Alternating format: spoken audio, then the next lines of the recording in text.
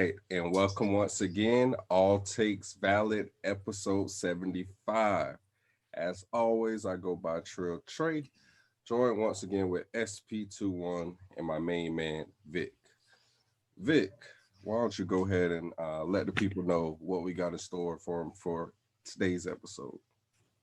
All right, so for today's episode, we'll be talking about the latest comments from the GOAT, Tom Brady, Super Bowl champion for the Tampa Bay Buccaneers. And for the Patriots. We talking about the most present, all right? We're not going to talk about the past to that far. We talking about, because you're going to be hearing that a lot from me, Super Bowl champion, Tampa Bay Buccaneers, all right?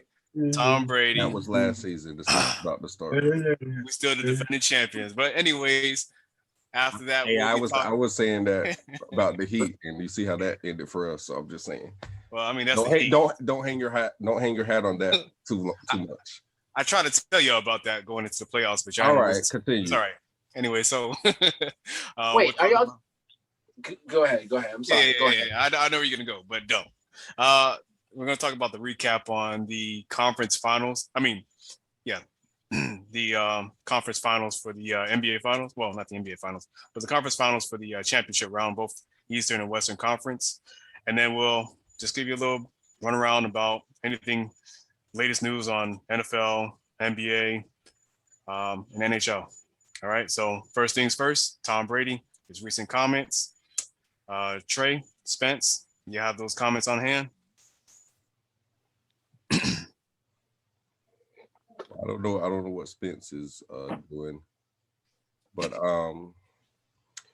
so Tom Brady recently was on the show for HBO, The Shop. Right.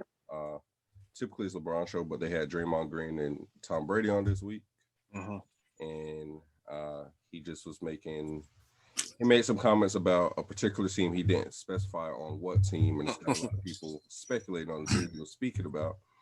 But more or less, he was saying that they were interested throughout the whole process of him being a free agent up until the very end, and they said they were no longer interested.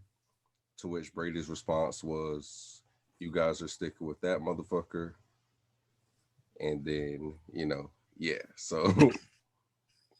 And then, I mean, he stated that he was like, it's not like he was really gonna go there anyways, but it's just the fact that they basically telling him that they're not interested. So it's been a lot of speculation on the teams that potentially could have been. I thought it was the Bears to be. Mitch Trubisky would have fit that quarterback caliber to make sure they can say something like that or look at them like that. But the Bears spokesperson actually came out and clarified that it was not the Bears who Brady was talking about. So that's funny to me. But I guess other people got other speculations on who it could possibly be. I got one. Yeah. Who's that? Denver. That's could be a good one, but I don't know. I think a lot of people were still kind of questionable to see what Drew Lock was going to do. So, I mean, it could be a possibility, but yeah. Another one that's going out there, and it kind of makes a lot of sense just because of their history, but the 49ers, because I know they were big in the rumors when they were when Brady was a free agent. Because the Bucks honestly came out of left field, if we're being honest. Yeah. When he signed with Tampa, I was just like, it was just kind of like, it was random. Yeah.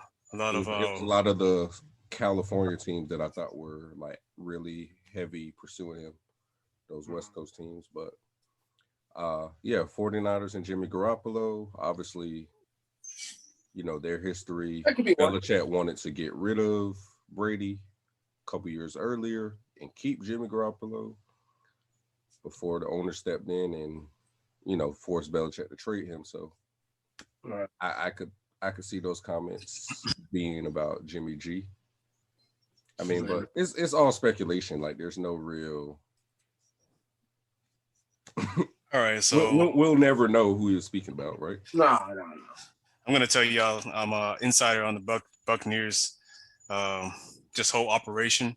When actually just around the NFL in totality. But basically, it was really pertaining to the Pittsburgh Steelers quarterback, Ben Roethlisberger. Okay, get rid of here first. I said it. Yes, I said it. But no. All right. No, but really, I can see two logical places. Now, we've heard owners disown, basically try to discredit other people saying that no, it's not true. We were actually interested in whatnot. Turns out that was a whole lie. But I do believe it was the Chicago Bears because, you know, I mean, I think it's kind of been documented. Brady doesn't really like Nick Foles too much. And I mean, if anything, Trey, and along with everybody else that probably has said it, the 49ers, you know, Jimmy G, obviously, I feel like they have a good relationship. I haven't heard anything negative, even when they have talked about each other. So I think it ultimately was Nick Foles, not definitely not Jimmy G. But yeah, because I mean, the 49ers would have been a logical place to go to. The Bears, not so much. Like Spence said, I think the Bears might have been that spot. But, you know, the owner or whoever tried to discredit that. I said the Broncos. Oh, you said the Broncos? Who said the Bears? Trey said the Bears. Oh, Trey said the Bears? Well, my bad. Trey said the Bears. Oh, I said Broncos. The Broncos, I can see, but they have talent over there. I would actually love to be a part of that. I mean, I would think Brady would like to have, you know, a tight end with the potential that he has. That receiving core is special. The offensive line is somewhat, you know, iffy. Running backs, iffy, but, you know, Melvin Gordon, he definitely did his thing this year. The other running back, I forgot his name, Eckler. Austin Eckler, Philip Lindsay. They're both proven. So, I mean, actually, it's a pretty decent running backfield. So, wait, I don't think it's Denver. And they have a good defense, too. But, you know, Von Miller had his injury before the season with the ACL, I believe. So I think it was probably the Bears. I don't think it's the 49ers because the 49ers, everybody knows 2 years ago they were in the Super Bowl. The Bears, you know, the Bears are the Bears. I mean, they're content. They're in the playoffs every year, but there's a lot to be desired with that, especially since you only got one weapon. Jimmy Graham is, you know, he's inconsistent. He's not the Jimmy Graham of the New Orleans in the late 2000s, not late 2000s, the late before the teens of the 2000s, like 2008, 2009, that time frame between 2010 to 2015. Jimmy Graham, I think he was solid between those years, if I remember correctly. So, yeah, maybe even then closer to like 2014, 15, that's probably when he started to fall off. But regardless, you know, Jimmy Graham definitely is probably, you know, not what he used to be, but that offense for the Bears is there's not a lot to work with besides Tariq Cohen, but, you know, he got hurt before the season even started. You're right. And Montgomery outright. Yeah, so I think the Bears might have been the team, unless there's another team that I'm just not thinking of. The Colts, I think they have a solid team all in all, so I don't think he was talking about the Colts, and I don't think he has any kind of hatred towards Phillip Rivers. So, yeah, I'm going with Chicago Bears. Well, again, that's the only team that came out. It's speculation. So. Yeah. But that kind of makes me feel like it was you. It's more so true because you're the only first team that came out and like you're the only one addressing a rumor that I'm pretty sure most people were commenting saying the Bears. So it got to you to the point where you kind of said something. Yeah, I didn't think about the Bears until you mentioned it. That I mean, Mitchell Trubisky. You got. I just have to think about like teams that. I mean, they got a good defense. The offense with Brady, what it could have been, and then you factor in Brady was like a package deal. Gronk and AB would have easily came over to Chicago as well. to fix what they didn't have. So, yeah. And if they told him, "Oh no, we're good, we're gonna roll with Mitch Trubisky," I could see that being the reaction from Tom Brady. See that being his reaction. Yeah. I agree. Well, all right. So, I guess on to the next topic. We have the Eastern and Western Conference Finals. Phoenix Suns versus the Los Angeles Clippers, which the Los Angeles Clippers are currently down 1-2, best of 7 series. And the Milwaukee Bucks versus the Atlanta Hawks, tied up 1-1. We got the Phoenix Suns. I believe they're playing tonight. Actually, yeah, it should actually be starting here shortly. It's currently 9:23 p.m. The game was set to start at 9, so it should just about be kicking off. It's already started, and the game it's 10-2 right now. Phoenix. Yep. So makes sense.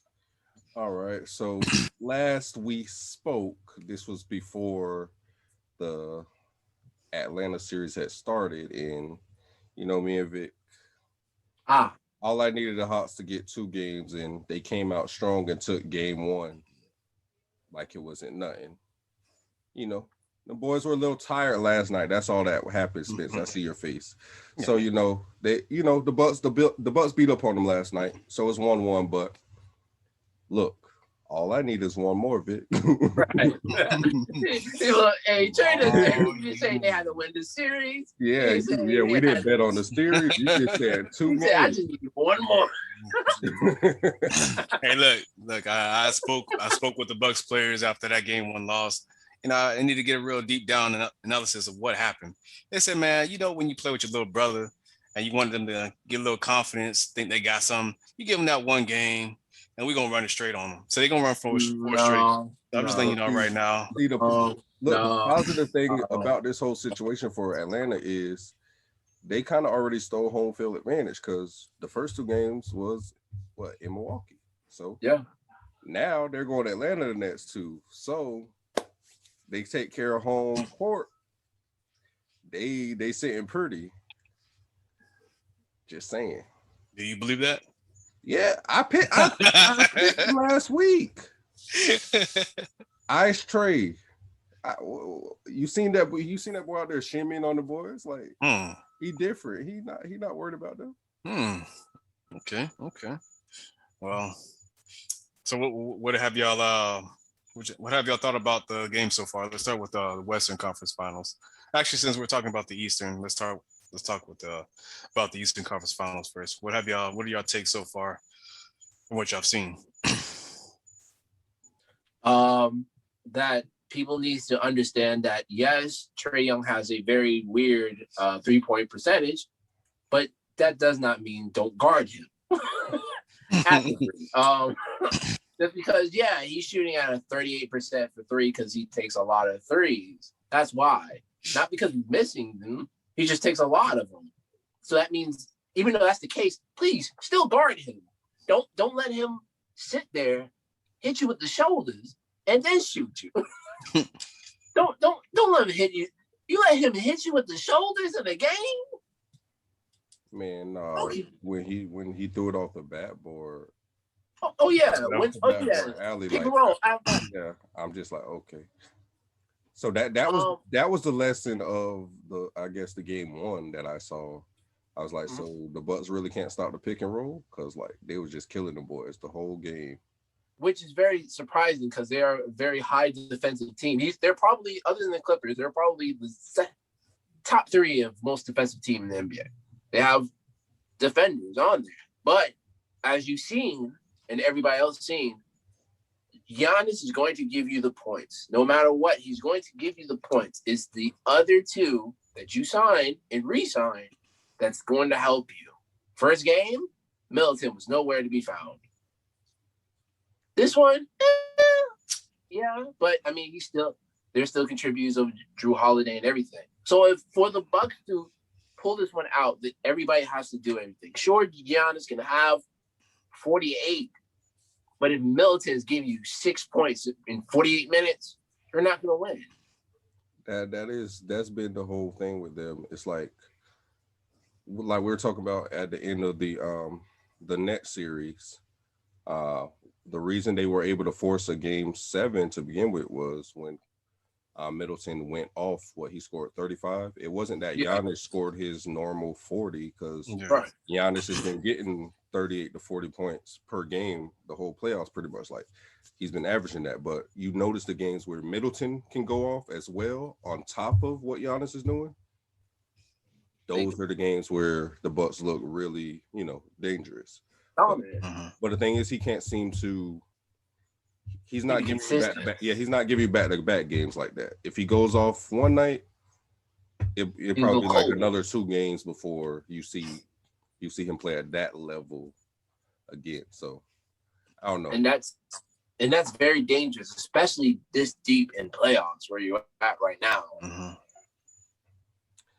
Now, I guess if y'all want to move to the West, or did you have anything, Vick? Before you, go ahead, Vick. Oh, you go ahead. I got something after. For the East? No, I'm saying for the East. Go ahead. Yeah, East. Oh, yeah. Yeah. I'm talking about the West. Yeah. The first game, I was definitely I tuned into that a little late. I forgot what I was doing that day, but doing a little project. But anyways, I tuned into that one late, and I was like, okay, look like the. Yeah. I seen the Bucks, they was doing their thing, midway fourth quarter, and then it got late, and then, things started falling apart. One thing that's going to be a big key for the Atlanta Hawks, they're definitely going to have to. Trayy Young, I got to say, some of his shots is a little crazy because it's like, I wouldn't say it's a good shot selection. I think he can make a better shot selection with some of his shots. He's like, sometimes I feel like he's forcing things.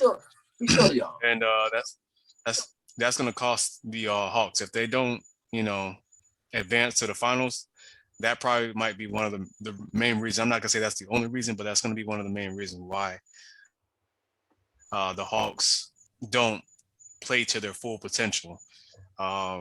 But if you can take better shot selections, they can definitely give the Bucks a run for their money, and you can possibly, make it go to, I would say, 6 to insane in the favor of the Hawks. But if not, it's gonna be pretty hard because Milwaukee, they play good defense, and offensively, as y'all stated, Milwaukee, they besides Giannis, everything else. It's iffy. So it's going to be whoever's role players besides the star players can be more consistent than the other team, and whoever does that should basically take the series. So on to the Western Conference. What are y'all thoughts on that? The Clippers look like they're are they trying to make history? Or are they just they're giving guys 2 game leads and then coming back like, nah, we got you. Just playing. What is with that? Y'all, is that like a fixation y'all get? Oh, let's get 0-2 and then we're gonna come back and win. What is that? If they do that again this series, like that would be something insane. Because I just thought for sure how the first 2 games went, and I thought the Suns were dominant. Now I'm not gonna lie, I do feel like Game 3 had a lot to do with Devin Booker's injury, and I know he played with the mask and everything, but the biggest reason I feel like they lost Game 3 was Chris Paul coming back. Yeah, I feel like Cameron Payne was on fire. You should have kept that rolling and let CP3 come off the bench, eased him back in. You put him back out there, and the team just looked different. It felt different. They weren't as explosive. Cameron Payne been playing the best basketball he's probably played. And, he was a high draft pick, so he was supposed to be doing this stuff already. But, it takes some people longer, whatever the case is. But he finally looked like, okay. Because I thought, I said last year, he was the X factor. You know what Ayton was doing. You know what Devin Booker was going to give you. And obviously CP3 ended up getting hurt. But the way Cameron Payne played last series was key. And the way he played the first two games, you seen like, okay, they got something here with these guys. But you take him out in place for Chris Paul, and it just ain't look the same. We'll see how we'll see once we finish up here how it plays out tonight. But yeah. Yeah. So, I was gonna say same thing about CP3. He is the pressure. The player that has the most pressure in this series is definitely Chris Paul. Yeah. I mean, we all know the history and whatnot, but for him, he's definitely gonna he's gonna have to have a big game 4. Right now he's got 2 points, 4 assists, and 2 rebounds in 7 minutes so far in the game. But he needs to minimize his turnovers, distribute the ball, be the